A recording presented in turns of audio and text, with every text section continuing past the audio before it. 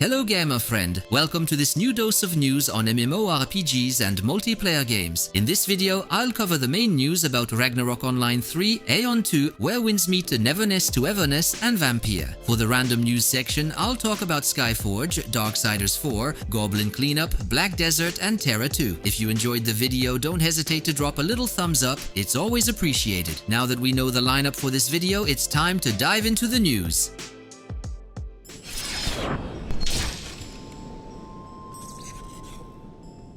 On July 29th, the South Korean company Netmarble held a short live presentation of its upcoming free-to-play game called Vampir. This new game is described by Netmarble as an MMORPG for PC and mobile platforms. The game is developed using the Unreal Engine 5 graphics engine. During the live presentation on July 29th, the company revealed the game's release date. Vampir will launch on August 26th in South Korea. For now, I have no information regarding an international release. However, Netmarble often brings its games to our region as well, so it's entirely possible that Vampir could eventually be released here. However, Netmarble often brings its games to our region as well, so it's entirely possible that Vampir could eventually be released here. The project's producer, Han Ki-won, stated that the development team aims to move away from rigid monetization systems and the excessive competition typical of MMORPGs. The main goal is to create a game that brings enjoyment rather than fatigue. Vampir introduces three approaches described as innovative by the studio. These three approaches are a new visual style, a revamp of progression and competition, and an innovative economic system. In summary, the team aims to address several issues inherent to the genre by proposing new approaches to design, economy, and gameplay. The art director, for their part, spoke about the game's bold visual style, centered on themes of blood, horror, and sensuality. While the art director mentioned sensuality, South Korean media have referred to it as sexuality. Instead of a classic fantasy setting, Vampir offers a unique universe with locations, monster designs, and environments crafted for deep immersion in a vampiric aesthetic, with graphics tailored for both PC and mobile. Regarding classes, they are designed to be attack-oriented, ensuring every player feels powerful and dynamic. 4 classes will be available at launch. For now, I don't know if the classes are gender-locked. Here's what I can tell you about the 4 classes. A note that the class names I'm sharing are translated into English and are not official translations. The Carnage class is equipped with firearms, a fast shooter harnessing the power of blessed blood. The Bloodstain is a berserker warrior combining the roles of tank and attacker. The Viper is a sorcerer dealing area of effect damage with poisons and capable of summoning minions. The Grim Reaper is a stealthy assassin wielding a scythe, able to become invisible and teleport. As for gameplay, I don't yet know whether the game will feature or exclude automatic combat. A vampirism mechanic will be integrated into the combat system for all classes, with physical damage accompanied by realistic blood and dismemberment effects. Another game will offer both PvE and PvP activities. Netmarble is committed to ensuring transparency and combating unfair play. To this end, Vampir will incorporate an AI-based system to detect and eliminate bots and illegal actions. So there you have it, a first look at Vampir, Netmarble's upcoming MMO for this week. From July 25th to August 1st, the Chinese development studio Everstone and publisher NetEase offered a closed test of their game Where Winds Meet. Where Winds Meet is an open-world action RPG set in ancient China during the 10th century. The game is slated for release in our region in 2025 on PC, PlayStation 5, and mobile. In China, the game has been available since late December 2024. It is free to play, and you can play solo or with others. If I'm talking about Where Winds Meet this week, it's because the studio shared an initial overview of the test phase I mentioned earlier. First and foremost, the studio thanks all the participants who shared their experiences during the game's test, contributing to the project's improvement. As a token of appreciation for their contribution to development, all participants in the second and third tests will receive a gift, a special test participant badge. Their in-game IDs will also be permanently immortalized on the Merit Stele in Kaifeng. The developers have already noted several points based on player feedback and areas they plan to work on. The studio will focus on finalizing all language versions to make the text more natural, accurate, and consistent. They also welcome further suggestions to improve the translation. The developers are also working on improving performance and resolving various technical issues encountered by players on the console version. The studio will also strive to make tutorials, puzzles, and task instructions more understandable for players. The creators of Where Winds Meet stated that they are carefully reviewing all suggestions received from the community and promise to deliver the best possible experience in the game's final version. There you have it. it. It's not the most groundbreaking news of the week, I'm well aware. However, I thought players following the game's updates might appreciate this initial overview of the recent test phase. During G-Star 2024, an annual event held in South Korea, the Studio Gravity unveiled the MMO Ragnarok Online 3. The announcement of Ragnarok Online 3 generated significant anticipation among players. It's worth noting that Ragnarok Online 2, released in 2012 for PC, was a failure. Every year, Gravity, often in partnership with other developers, introduces new games based on the Ragnarok universe, though these new titles are not always successful. This time, Gravity seems to be taking a more cautious approach, aiming to deliver an experience that captures the spirit of the original game while incorporating modern and improved mechanics. The release of Ragnarok Online 3 was initially planned for the second half of this year. However, the studio has decided to postpone the launch to next year. The game is expected to first release in Asian markets before reaching Western audiences. Graphically, the game retains the classic 2D character style, but offers significant improvements in visual quality and animation fluidity. The studio is striving to strike a balance between the nostalgia of the original game and the demands of today's market. The gameplay of Ragnarok Online 3 stays true to the roots of the classic Ragnarok Online. It retains the traditional class development system based on distributing points into attributes such as strength, intelligence, and luck. New abilities have been added, with the studio aiming to give players greater freedom to create personalized builds and explore different playstyles. Additionally, player-to-player trading has been preserved, including the classic feature of setting up shops with the merchant class to sell items to other players. One of the major innovations in Ragnarok Online 3 is the introduction of seasons.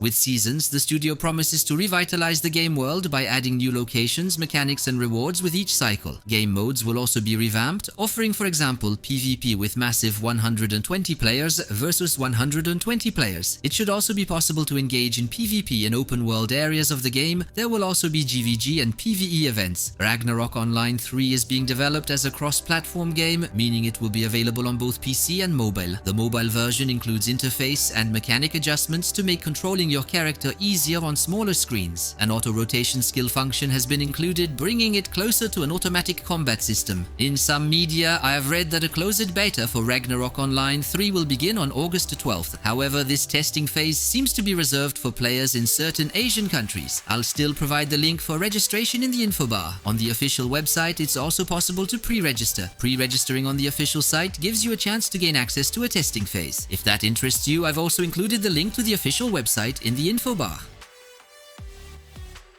The South Korean company NCSoft has announced the second developer live stream for its upcoming cross-platform MMO Aion 2. This new live stream is scheduled for August 8th. During this stream, the Aion 2 team will showcase several aspects of the game. We'll get to see gameplay from the popular Fire Temple dungeon. The studio will also present the character customization features. Various other content yet to be specified will also be featured. NCSoft has also responded to player feedback regarding the first reveal trailer. The studio stated that the team was pleasantly surprised by the community's engagement and feels a great sense of responsibility toward the project. The producer of Aion 2 emphasized that the footage from the first trailer is not pre-rendered cinematics but actual gameplay sequences recorded by the developers themselves without any staging. They also highlighted the game's ambition. According to the producer, Aion 2 aims to deliver one of the best graphical qualities among MMORPGs, with stunning visuals not only for characters but also for environments, visual effects, and scenery. The producer also spoke about the importance placed on avatar customization,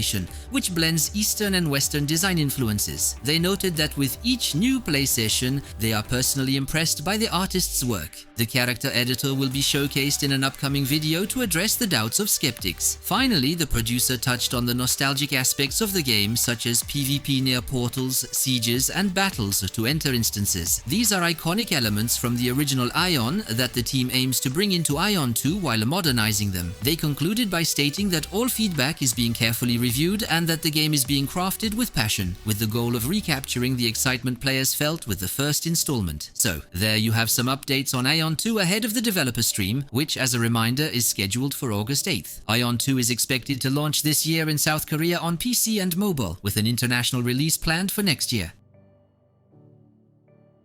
Now let's catch up on some news about a game in development at the Chinese studio Hota. This studio, known for Tower of Fantasy, is working on a game we've already discussed on the channel. It's Neverness to Everness. It's a free-to-play action RPG with gacha elements, playable solo but also featuring multiplayer functionalities. The platforms targeted for release are PlayStation 5, PC and mobile. The release date has not yet been officially announced. I'm bringing up Neverness to Everness this week because we have some new tidbits of information about the game. The game was showcased at the China Joy 2025 exhibition held in Shanghai, China. A journalist from the Japanese gaming outlet 4gamer.net had the opportunity to speak with a marketing representative from Hota Studio and gather some details about the game. During the interview, the studio noted that previous playtest sessions had generated significant interest in several countries. In China, for example, an active player community has already formed around the game. In Japan, players particularly appreciated the story and characters. The developers emphasized that this action RPG stands out from most big-budget projects that focus on vast, endless open worlds. The uniqueness of Neverness to Everness lies in its focus on a single, highly detailed urban environment. The creators are not aiming to tell a world-saving story, but are instead focusing on everyday events and characters to make the narrative more personal and engaging. The main map will evolve as the story progresses. Initially, inaccessible areas will gradually open up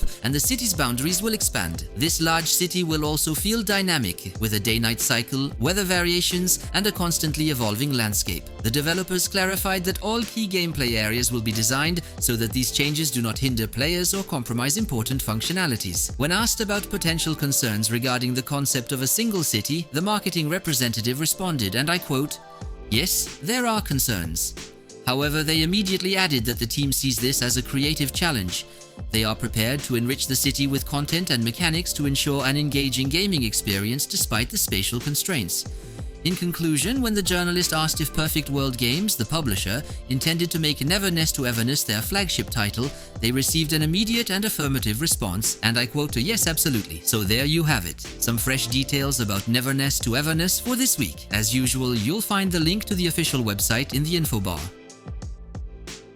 And now it's time to dive into our quick news segment. As a reminder, this is the part of the video where we run through various news updates, getting straight to the point. To start, let's talk about the MMO Skyforge. Innova and 4Game, the current operators of the MMO Skyforge, have announced that after roughly 10 years of service, the game's servers will shut down permanently. The European and American servers for the PC version will close on September 3rd, while the console version's servers will shut down on October 29th. No specific reasons for the closure have been provided, but it's indicated that the decision was imposed by the rights holder, which is likely still My.Games. Purchases have already been disabled, and the team promises ongoing support until the closure, along with a series of special events planned in the coming weeks to bid farewell to the community. Next up, publisher THQ Nordic and developer Gunfire Games have officially announced Darksiders 4. The game is in development for PC, PlayStation 5 and Xbox Series. A release date has not yet been announced. The game will be playable solo but will also feature cooperative gameplay. Darksiders 4 is an action-adventure game set in an apocalyptic version of Earth, continuing the story of the original Darksiders. Moving on, a quick update about the MMO Black Desert from developer Pearl Abyss. This week, Black Desert was supposed to receive its major expansion, Edania, on the PC version. Unfortunately, the developers need more time to polish this significant update. As a result, the Edania expansion will arrive later in the game. The first part is now scheduled for August 21st, with the second part planned for September.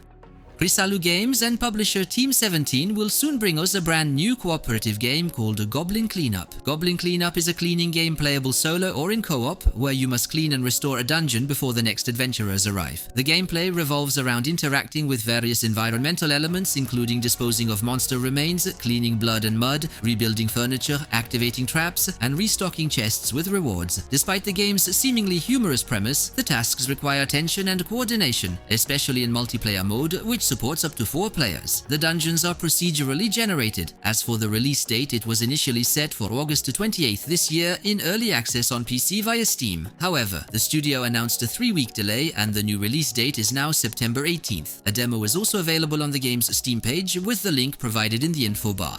Finally, some unexpected news. According to South Korean media, the company Krafton has started working on a sequel to the MMORPG Tera. The development of this project, which we can tentatively call Tera 2 for now, is being handled by Bluehole Studio, the team behind the original Tera. This new project is led by one of the key developers of the first Tera. Before getting too excited, it's worth noting that Tera 2 is currently in a very early stage of development. According to the information from South Korean media, the team currently consists of only 4 people, so we're at the very beginning. I should also clarify that Krafton has not yet officially announced a sequel to Tera. This information comes from South Korean media citing internal sources at Krafton.